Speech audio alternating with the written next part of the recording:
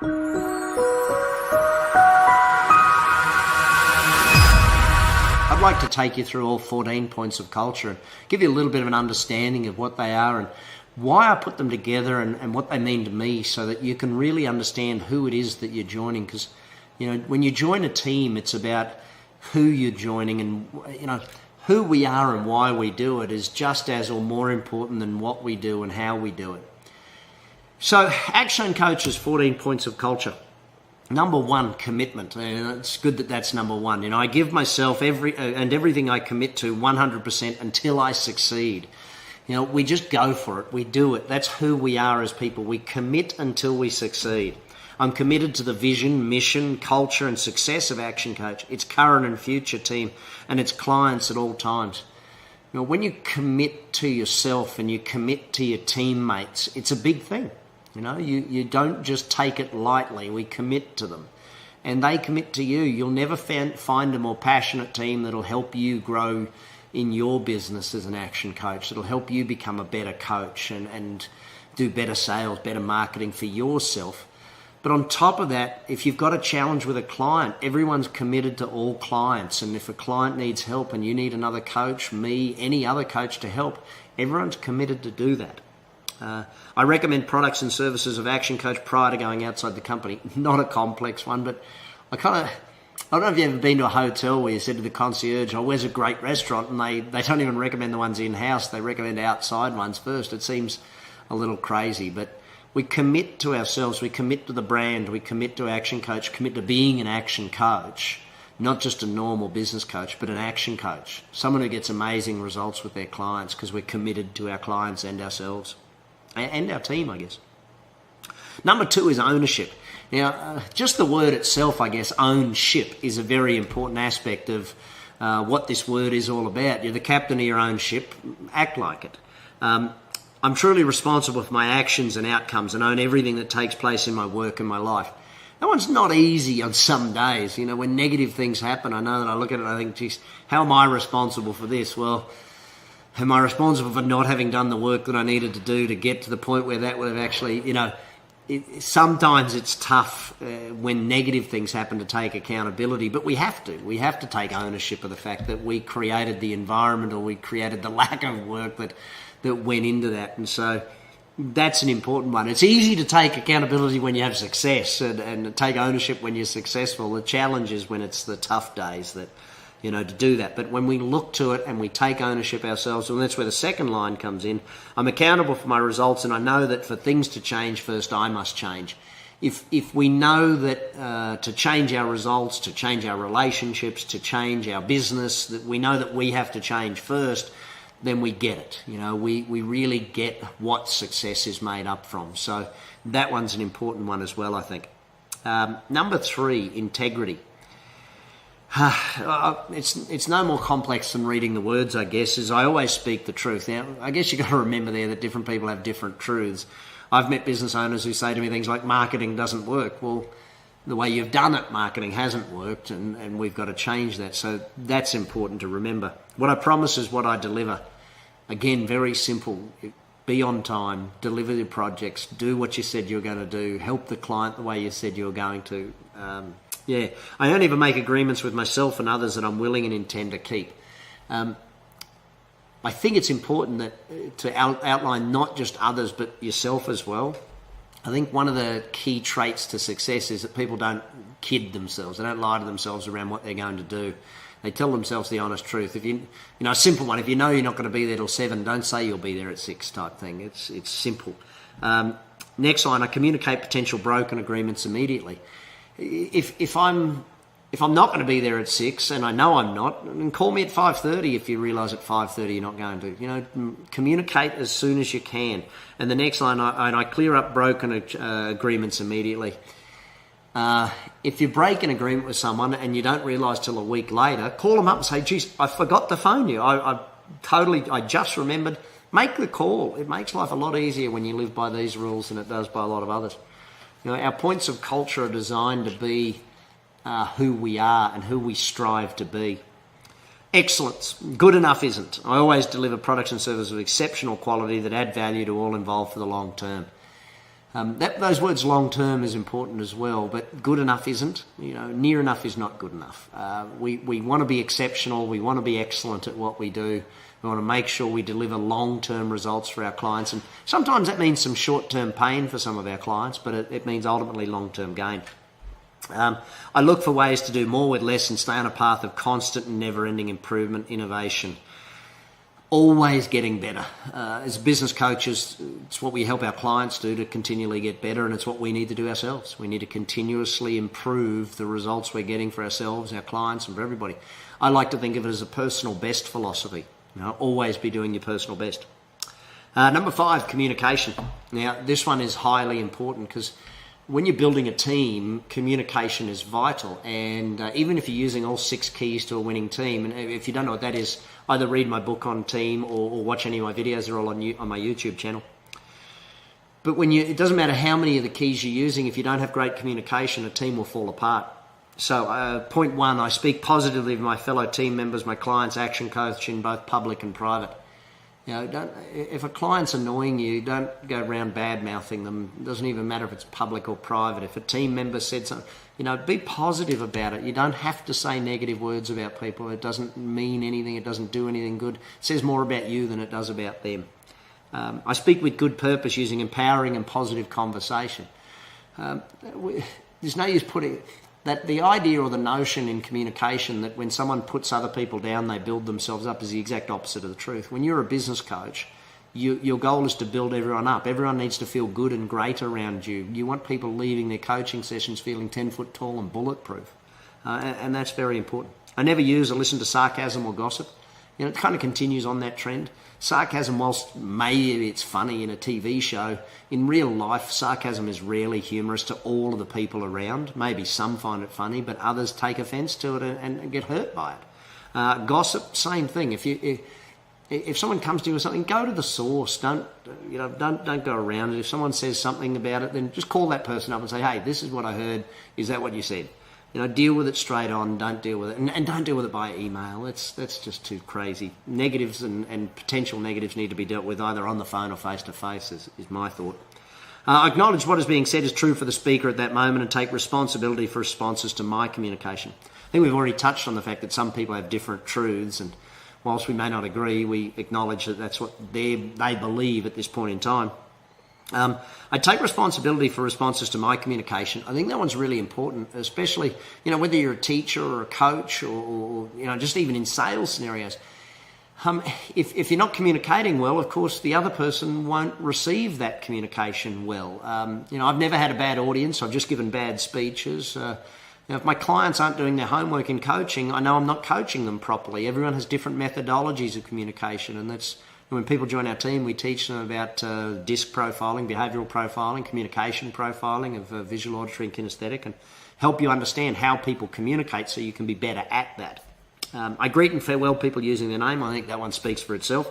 I apologise for any upsets first and then look for a solution. I think this is a big one for me. More at home, I guess, than at work, I think. Especially with my wife and 3 daughters, I think that I definitely need to be reminded of that one regularly. Apologise first, solution second. I only ever discuss concerns in private and with the person involved. There's no need to deal with negative situations out in public. There's no need to do it. Positive situations, absolutely deal with it in public. Although, in positive situations, I'm still a firm believer in shooting someone a quick phone call or a text or an email that say, hey, great job, well done, is better than forgetting about it and not doing it later on. Point 6, success. I love the wording of this one. I totally focus my thoughts, energy and attention on successful outcome of what I'm doing. Too often we meet people that, especially in business, they're like worriers. They worry about stuff and they think, oh, will it work? Won't it work? How will it work? I'm not sure, blah, blah, blah. And it's like, oh, my goodness me.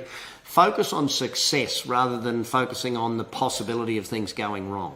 Focus on what can work and how it can work and be that focused rather than what can go wrong.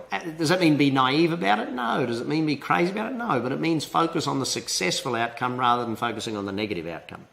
I'm willing to win and allow others to win. Play win-win at all times. That's not a complex thing, but it takes longer. Sometimes to get a win-win means you've got to actually brainstorm and come up with several different solutions. It doesn't mean you jump to the first solution oftentimes. I display my inner pride, prosperity and competence and personal confidence. I'm a successful person. Now, doing what we call your IVVMs, idealize, visualize, verbalize, materialize. See, when you're a coach, a business coach in particular, a lot of what goes on is between your head and your heart, and a lot of what's happening in your client is in their head and their heart.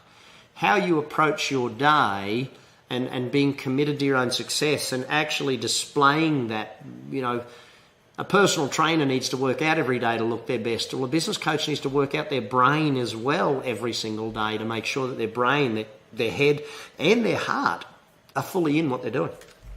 And you need to display that, I guess, and not just in who you are, but how you come across and how you carry yourself. Number 7, education. One of my favourites, and it's a big part of our vision, and it's also a big part of our culture.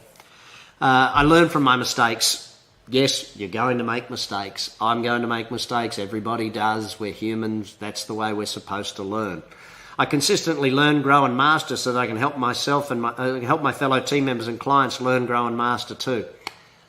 Continuous education is a big part of being a great business coach. Without continuous education, your clients pass you. Your clients get ahead of you. They keep studying and learning and you don't. They pass you and you struggle at that point in time.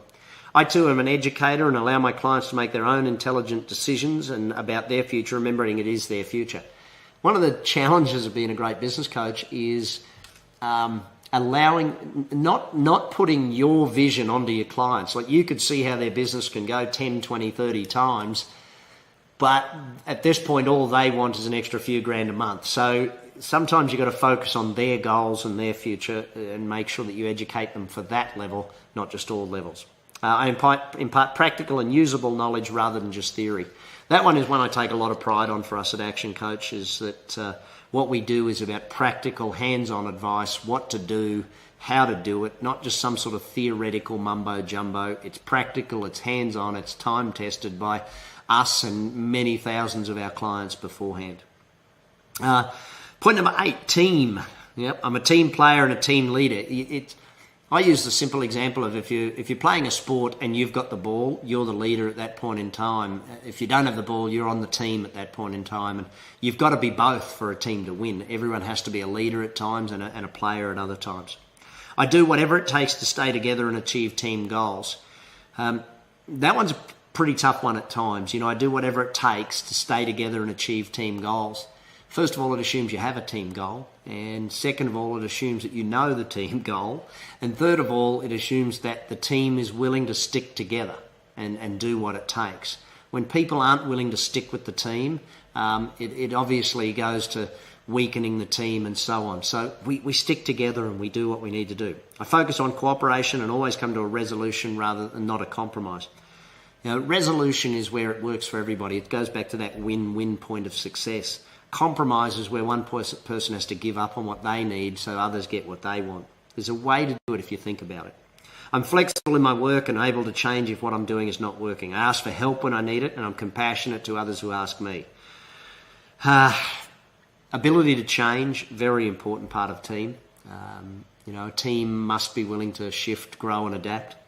And asking for help. When you join Action Coach, one of the things you'll realise is that putting your hand up for help is not a sign of weakness, it's a sign of strength. To put your hand up and say, hey, I need some help, very important aspect of success. Point 9, balance. I have a balanced approach to life, remembering that my spiritual, social, physical and family aspects are just as important as my financial and intellectual. If you've got problems with your family, you're not going to be good at work. If you've got problems with your spiritual or social sides of life, you're not going to be any good at work. You've got to keep a balanced approach, taking care of all aspects of it. Don't let work overrun your life and don't let life overrun your work. Keep a balanced approach to the two. I complete my work and my most important tasks first so I can have quality time to myself, with my family and also to renew. Now, I think that's really important, that people who do the right tasks get plenty of time to relax and do that. People who just do busy work don't. And I think that's an important part of being a great team member and a great person having balance in their own life, is do the work that's important first, that needs to be done first, so that you can get to the other work later and also have time to renew and be with your family and yourself. Point 10, fun. We are an Aussie company, first and foremost, and I try and explain that to some people who've never been to Australia, and then eventually they come to a conference and hang out with all of us Aussies and they get it. I view my life as a journey to be enjoyed and appreciated, and I create an atmosphere of fun and happiness so all around me enjoy it as well. Work is not about a bad time. Work is about fun. Our conferences are about fun. Our times together, it's about enjoying yourself, and your coaching should be fun with your clients. It shouldn't be life or death. It should be about enjoying it. Point 11, systems. I always look to the system for a solution, and even, see, these 14 points of culture are a system, and you can look to them for a solution and say, okay, where am I falling down, to be able to see where performance needs to get better. If a challenge arises, I use a system correction before I look for a people correction. W. Edwards Deming put it best, I think, when he talked about, more than 80% of failure is systems failure in most cases. And the lack of a system is also systems failure. I use a system solution in my innovation rather than a people solution. I follow the system exactly until a new system is introduced, and I suggest system improvements at my first opportunity. These, the philosophy behind our company is that systems should run a company and people should run systems. And if you have great people with great systems, you have a great company. No more complex than that. Consistency. I'm consistent in my action. I think this one's a very important part of it. I'm consistent in my action so that my clients and teammates can feel comfortable in dealing with me at all times. If you want referrals from your clients, you've got to be consistent. You've got to be turning up on time. You've got to be reliable. They've got to know that there is consistency. I'm disciplined in my work, so my results, growth, and success are consistent as well. Lack of discipline leads to lack of consistency. It always has. And so being disciplined, doing the work that needs to be done first so that we can get there. See, these are the ideal traits of a great business coach. In fact, if you look at it, they're the ideal traits of a great business owner. Gratitude. I'm a truly grateful person. I say thank you and show appreciation often and in many ways so that all around me know how much I appreciate everything and everyone I have in my life. A lack of gratitude definitely leads to a lack of success, because where we show gratitude, we get more. It's pretty simple in that manner.